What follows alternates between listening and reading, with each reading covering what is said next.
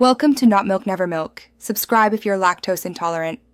In this video, I will explain how to learn home row typing. First, let's establish the fundamental hand position. Place your left index finger on the F key and your right index finger on the J key. Your other fingers will naturally fall onto the adjacent keys. The left hand covers A, S, D, F, and the right hand covers J, K, L, semicolon.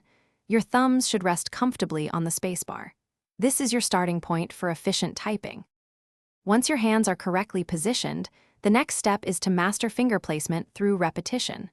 Practice typing the home row keys, such as A, S, D, F, J, K, L, semicolon, without looking at your keyboard. This helps build crucial muscle memory. It is vital to always return your fingers to their home row positions after each key press. Consistent practice will make this feel natural. After you are comfortable with the home row, it is time to expand your reach. Gradually introduce keys located directly above and below the home row. Remember to use the designated finger for each new key, always bringing your finger back to its home row position immediately afterward. Practice typing common words and short sentences that incorporate these new keys. This systematic approach builds accuracy and speed.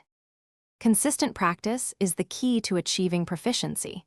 Dedicate at least 15 minutes every day to focus typing exercises. Consider using online typing tutors. They provide structured lessons and track your progress, showing your words per minute and accuracy.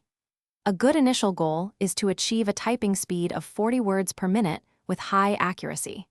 Regular effort will lead to significant improvement over time. Thanks for watching. If this was helpful, leave a like and consider subscribing. See you next time.